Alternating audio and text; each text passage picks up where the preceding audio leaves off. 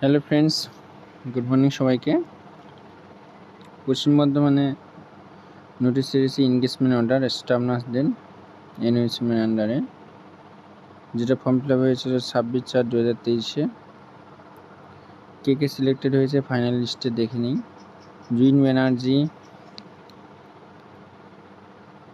dahlia Nandi, অভয়া পাল, প্রিয়াংশু সাহ, অর্পণ পাত্র, বিপাশা পাত্র, সুনিতা প্রসাদ, অন্তরা পাল,